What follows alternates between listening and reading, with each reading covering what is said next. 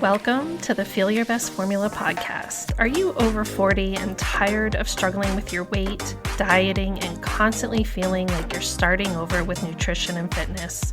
Do you wish you had more energy? Do you want to lose weight and finally keep it off for good? I'm Lil, a certified nutrition coach and former registered nurse.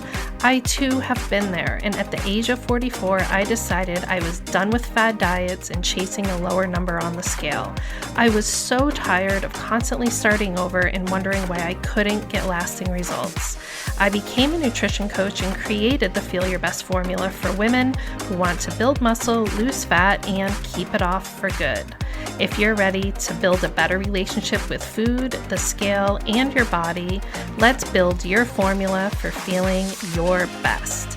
If you're new here, make sure to check the episode details for the link to my newbie starter guide. You'll receive an email straight to your inbox with everything you need to start building your Feel Your Best formula. I'm so glad you're here. Now let's dive into today's episode.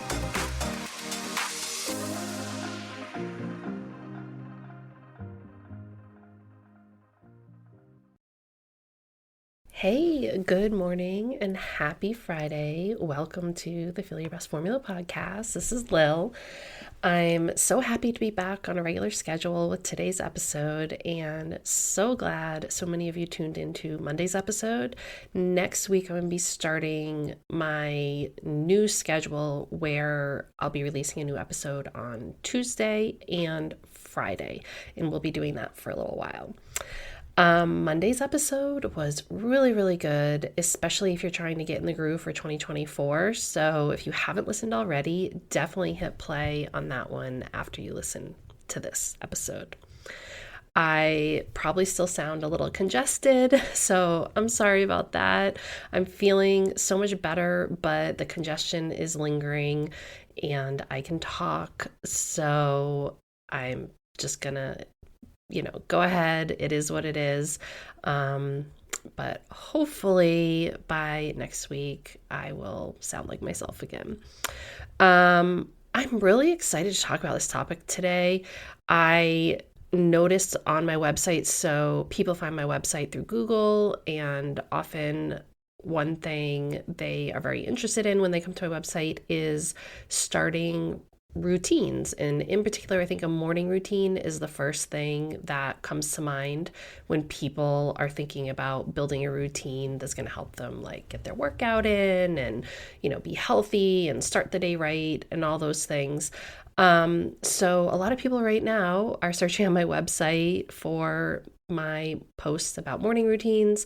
I will put a link to those blog posts in the episode details and in the show notes, just in case that's something that you want to dive a little bit deeper into after you listen to the full episode. In those blog posts, you can also download my morning routine checklist that you might find helpful. But anyway, I figured we probably need to talk about this here because obviously you guys are interested in a morning routine, maybe starting one from scratch or tweaking things. And it just goes hand in hand with this time of year when you're thinking of, self-improvement and maybe some New Year's resolutions, what have you. And I am a huge fan of morning routines. And in my opinion, having a solid morning routine is just an essential piece of getting your life together and building healthy habits. Like, it is the quintessential must-have when you are sitting there saying, oh, I want to lose weight, I want to start working out, I want to have more peace and just feel better and not be so cranky and whatever. All of that, it all relates back to how you start your day. And your morning routine can be this really just like sacred, special time in your day to just kind of focus on yourself and also be a best friend to yourself. Do things in the morning that are going to make your life easier later that same day, that are going to make your life easier tomorrow, that are going to make your life easier a week or a month from now.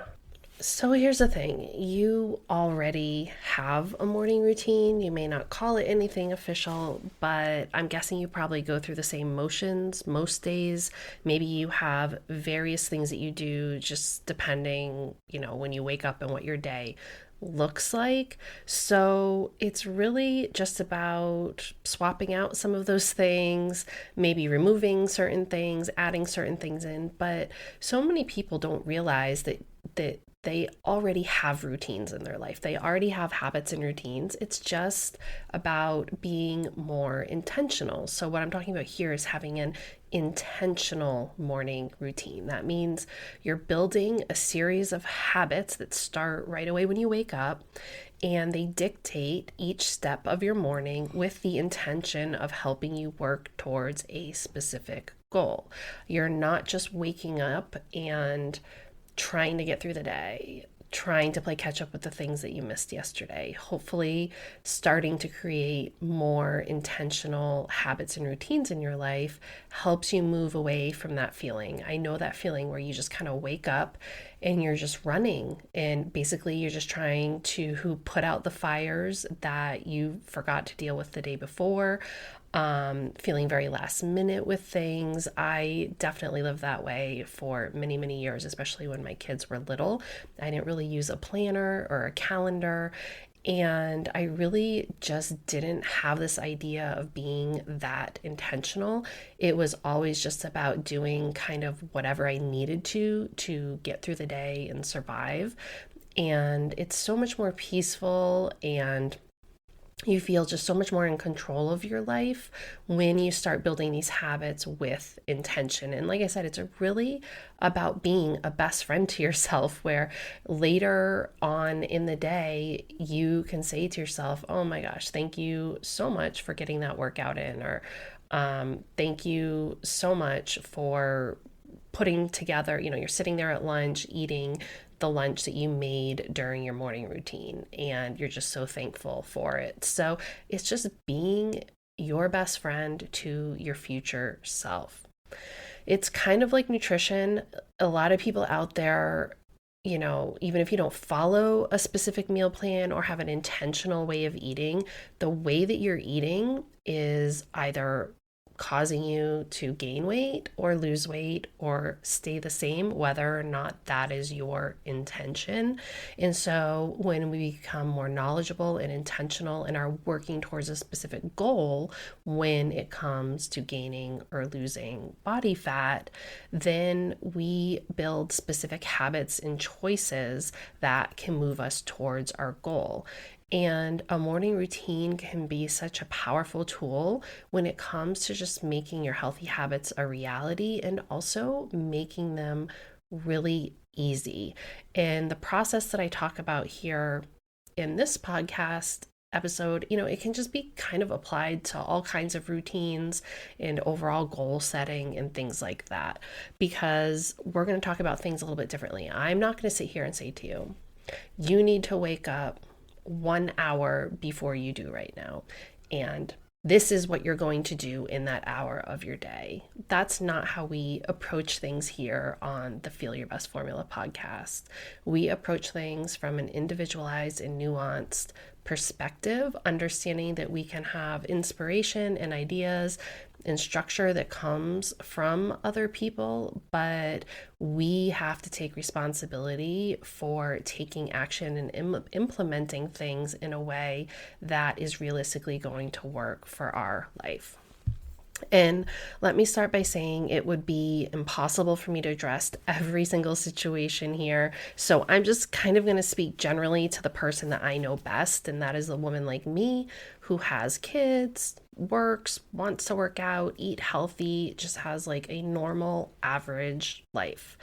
And maybe you have 1 kid, maybe you have 9 kids, who knows? The whole point here is to use the information I share and just start building a routine that works for you, because I titled this Build a Morning Routine That Will Change Your Life, because only you know what's in your heart. And you have to make that decision so that you can start moving towards those things that are going to make you feel better in the way that you want to feel.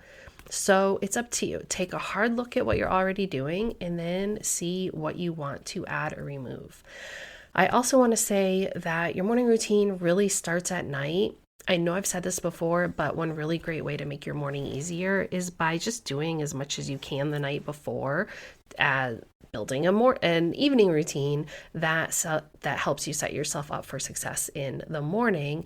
The less you need to do, the less obstacles you have in your way, the more likely you're going to have at being successful with your morning routine.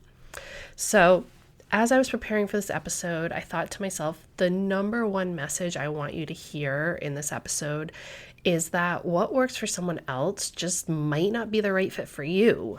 And there are so many books and recommendations out there on how to build the perfect morning routine, but just like cookie cutter nutrition and fitness programs aren't necessarily the best fit for you, I also think a cookie cutter morning routine can actually make your life harder than it needs to be rather than easier. And the whole point of building your Feel Your Best formula is to make reaching your goals easier.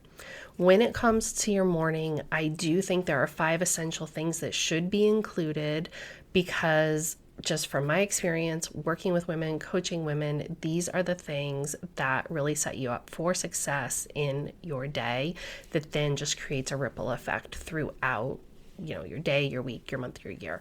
So number 1, will you please eat breakfast? I know intermittent fasting, people like to do that, and it's I think it's fading a little bit, but if you're following intermittent fasting, or maybe you're someone that says I'm just never hungry in the morning. Well, listen, if you haven't eaten since 6 p.m. the night before and it's now 6 a.m. and you're waking up, your body needs fuel. Especially if you're working out. You're not doing yourself any favors by skipping breakfast or working out fasted. And this is supported by the latest research, something I've always kind of suspected. And then very recently, new research has come out saying, yep, you're not doing yourself any favors. And actually, there can be slightly harmful to work out without fueling your body first. Skipping breakfast is not going to make you lose weight. It's only going to make you eat more later in the day.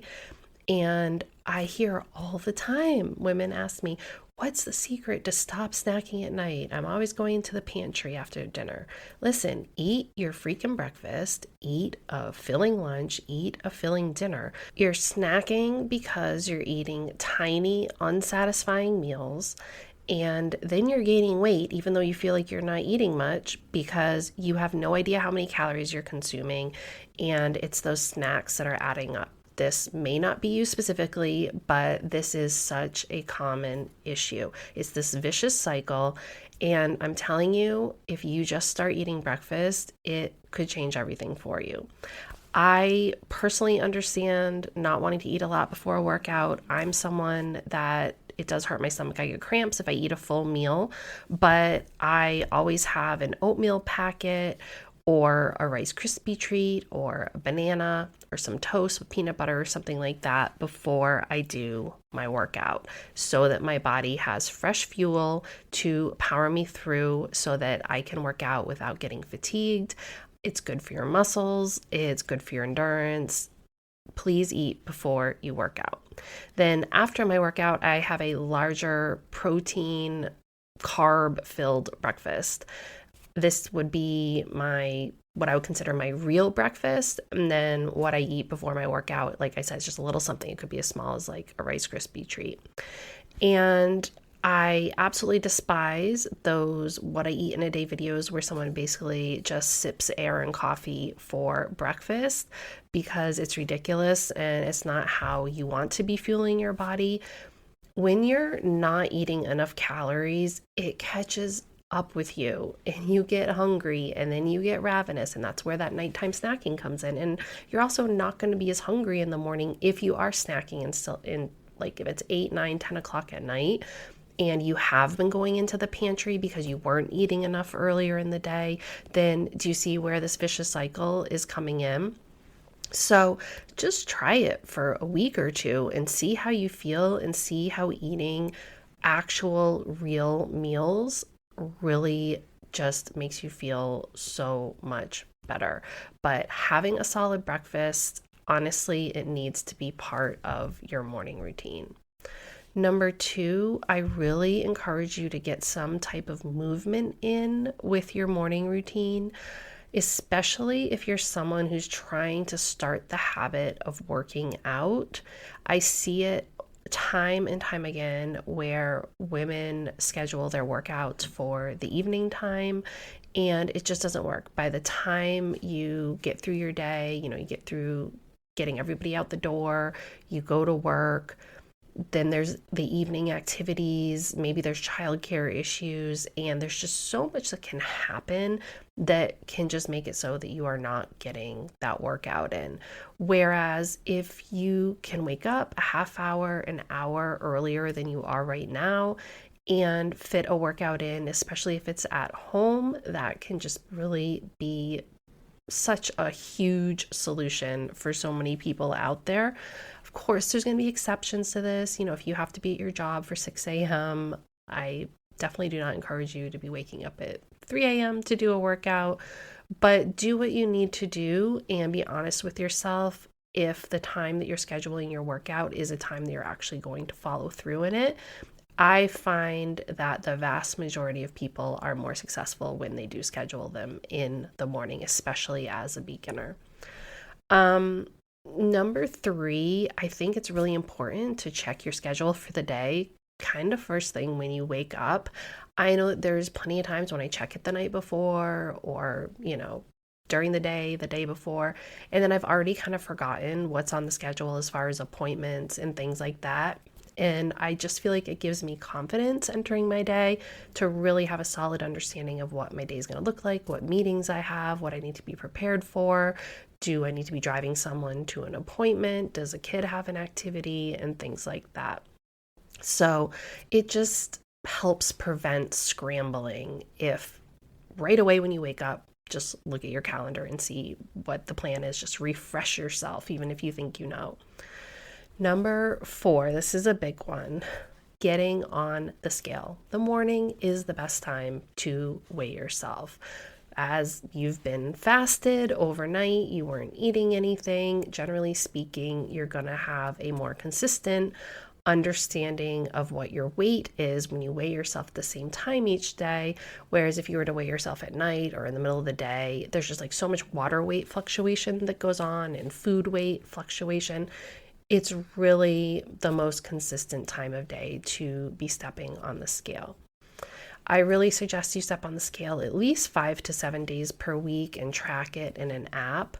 And if you're already getting mad at me and you're afraid of the scale, I'm just going to have an honest conversation with you right now and just say, it's time to face your fears.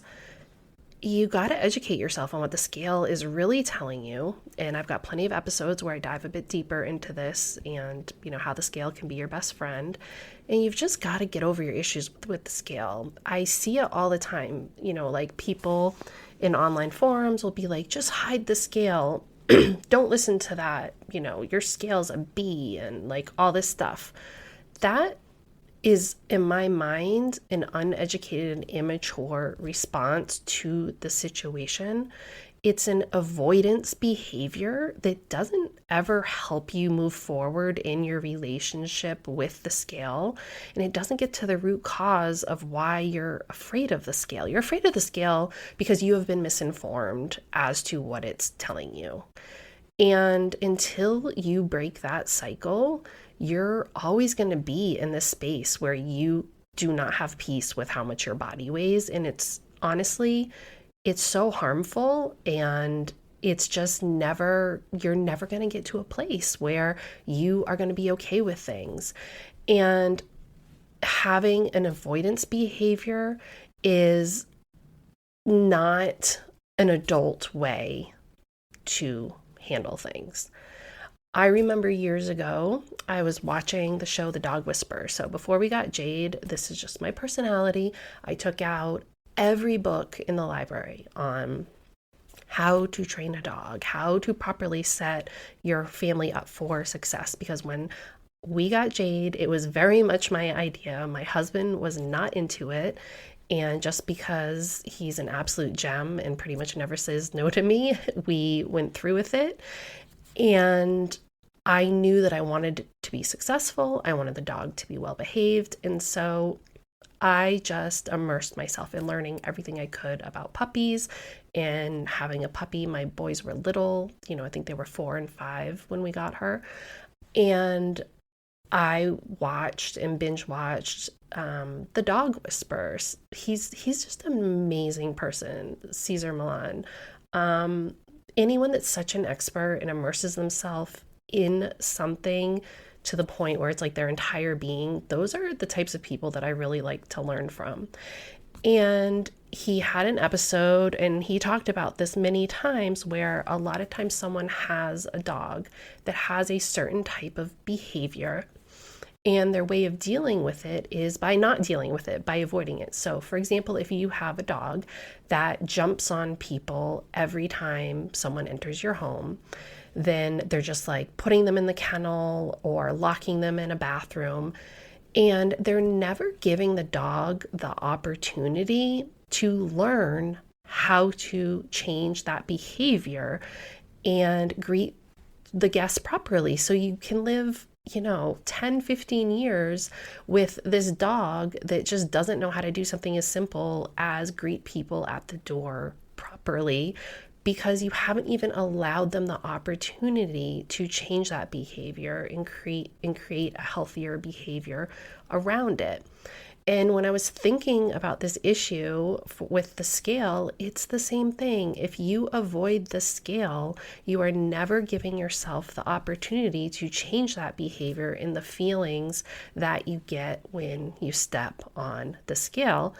And if you can't get over it, if you can't get to a space where you can just recognize that the scale is just giving you important information that can help you reach your goals, then that's where you really need to look at, maybe getting some mental health support. I had a client reach out to me. We had worked together in the spring, and she just told me that she got diagnosed with hypothyroidism, and the reason why she got diagnosed is because she weighs herself, and she was getting so frustrated because she gained 26 pounds, and she was tracking her food. She was following my online workshop, and we had worked one-on-one in the spring together. So she knew what she was eating. She was being honest about it. She knew how many calories she was having, and this weight just kept coming on. And when she went to her doctor and gave the doctor these facts, where this is what I weigh, this is what I'm eating, the doctor immediately knew, we need to test you. And she ended up getting diagnosed with hypothyroidism. Now, imagine if she just was no idea what she was eating. Number one, imagine how much weight she would have gained. And number two, the doctor would not have had those facts to work with that could help them quickly understand what was happening. So having a healthy relationship with the scale is important. And as I've mentioned before, for some reason, when you have your babies and your kids, it's so important to see how they're growing and how much they weigh. But then suddenly when we become adults, all of a sudden we demonize the scale. I don't want to know what the scale says. The scale is mean. The scale hates me, and all that stuff. So I invite you to start looking at it differently. And if you struggle with getting on the scale and avoiding the scale, then it's time to grow up, and it's time to decide, I'm just going to start using the scale for the information that it gives me, and make it part of your morning routine so it doesn't become a big dramatic thing where you don't know when you're weighing yourself. Just make it seamlessly part of getting dressed in the morning, where when you're changing your clothes, you're stepping on the scale before putting on your clothes for the day. Number 5, the final thing that I really suggest you do with any morning routine is making your bed. And I know you've heard it before, so I'm not going to harp on it. I kind of harped on the scale issue for a little while there, but making your bed is such a great way to feel accomplished and in control first thing in your day. And maybe if you do nothing else with a morning routine, maybe just start with making your bed and then build from there. It is just really great to have your room clean, tidy, see the bed made. It's just a really nice feeling and way to start the day. Okay. Now, I want your morning routine to change your life and help you work towards your goals. You can notice that in those 5 things that I mentioned, nowhere in there did I say you need to meditate or go for a walk or get some sunshine or write in a journal. Honestly, I've been there, done that, and I've tried to follow these types of prescriptive recommendations for morning routine. And honestly, unless you truly have the time and the interest to do these types of things, then they might be a complete waste of time. I also like to break up self-care activities throughout the day. You don't have to front load everything in your morning routine. You can think of all those things you want to do, but you can kind of break it up in the day. Yes, I want to go for a walk each day, but I don't have to do it in the morning. Maybe I can do it on my lunch break, or I can do it in the afternoon after I've stopped working, or I can hop on my walking pad at some point and pop in my earbuds and listen, to a podcast or a book or something like that. Breaking up your self-care can just be a nice little way to support yourself throughout the day, rather than being like, oh, the morning is the only time that I do these self-care activities. And here's the thing, when it comes to your morning routine, think about the thing that you want to change most in your life. Do you want to make more money? Then what could you do for 10 or 20 minutes every morning that would get you that next promotion at work, or bring in some extra money from a hobby or a side hustle? Doing that is going to impact your life in a much more positive way than forcing yourself to write in a journal or meditate or things that you aren't directly connected to your goal.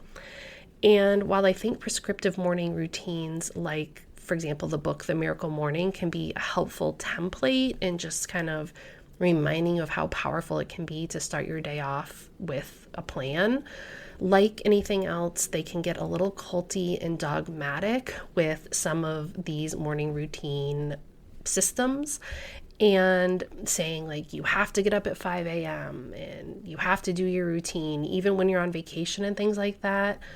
But honestly, I think that type of advice can get exhausting and defeating for those of us that live in the real world. I mean, a lot of this advice comes from men who don't have to take care of other people, and maybe they can spend 3 hours doing their little special morning routine. I mean, get out of here with that. Most of us are lucky if we can have 20 minutes, a half hour to ourselves before our kids wake up and we have to move on with our day, and every minute counts. So you're gonna have to be ruthless with what you're putting on your morning routine and only stick to those things that you absolutely need to do.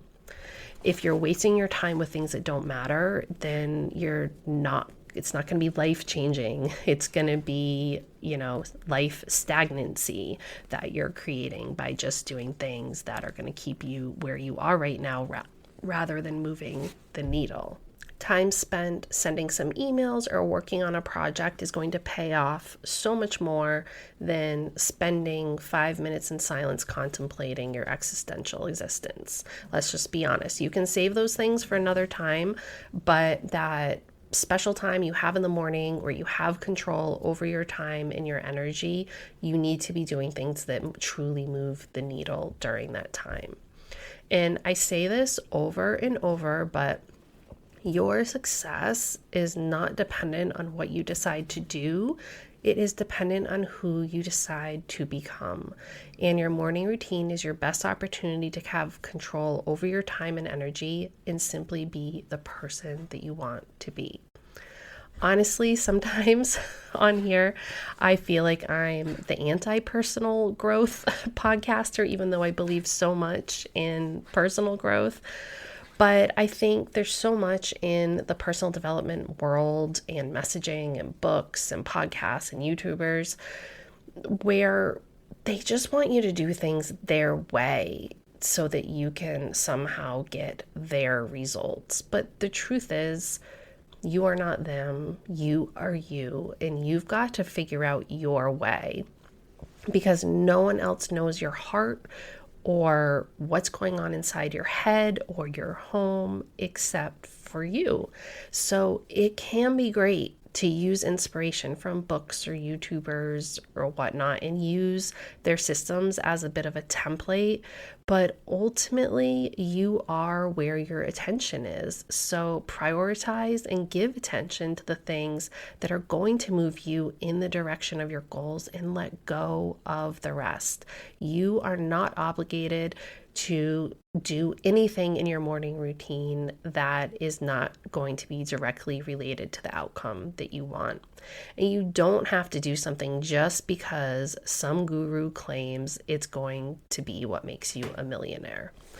If you're struggling to stick to your morning routine, then it's simply because you probably have too many items on that list of the things you want to do, and you also might not really be committed to some of the goals that are related to the things on your list, or you might have young children or a certain circumstance that is just not making it a great time to be working on those goals. It really can just be that simple.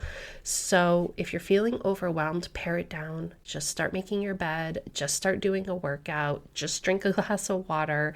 Eat some breakfast. Keep it super, super simple. I find my morning routine is the foundation for how my day goes. And that's because I choose to do the things that really keep my head and my home in a state of flow. Simple things like I've said a million times, I run my dishwasher at night, I empty it first thing in the morning, and it just sets me up for feeling more organized throughout the day. And I do my workouts, I take a few minutes to track and plan my meals and look at my calendar. I do all those things that I talked about on the 5 things I recommend that you do. I just really can't imagine my life without a morning routine. There's so many arbitrary rules out there and people shouting at you that you need to do things this way and that way. But at the end of the day, we all have to take responsibility for where we spend our energy, who we spend our energy on, and how we spend our time. That is all ultimately up to us. I often help my clients cut through all the noise and build the routines that are going to support those health, wellness, weight loss goals that they have. And honestly, it's one of my favorite parts of my job because oftentimes we can't see for ourselves what someone from an outside perspective can see for us. And it can just be so powerful to kind of get someone else a little bird's eye view on how you're spending your time and energy. And that's what it's all about. It is about just deciding what are my health and wellness goals and what is the best way I can support them with all these other pieces of my life. Because you're not a health and wellness professional. Most likely, if you are listening to this, you have so many other commitments in your life and you're not getting paid to do a workout, you're not getting paid to eat healthy, and you need to build habits that are going to help you do that in all those little cracks of time throughout your day where you're obligated to other things that are not related to your health and wellness. So having a morning routine can really just be a game changer when it comes to creating, we're all about sustainability here, creating those sustainable habits. So if you need help getting your ish together so you can lose weight, build muscle, and create sustainable habits, then reach out. I've got all different ways that you can contact me through information in the show notes or in the episode details. And that is it for today's episode. Have an amazing weekend, and I'll see you back here next week. Hopefully I won't be quite as congested and I can sound more like myself again. Thank you so much for tuning into today's episode of the Feel Your Best Formula podcast. If you haven't already, make sure to check the episode details for my new listener starter guide, and any additional resources mentioned in the episode can also be found in the show notes on my website. You can always find me on Instagram at Macros with Lil, and for more healthy lifestyle tips, recipes, and information on my one-to-one and group coaching services, make sure to check out my website. All the links can be found below. If you know someone else who is ready to start building their formula for feeling their best, please share the love and send them a link to the podcast. I hope you found today's episode helpful, and I'll see you back here next week for a brand new one.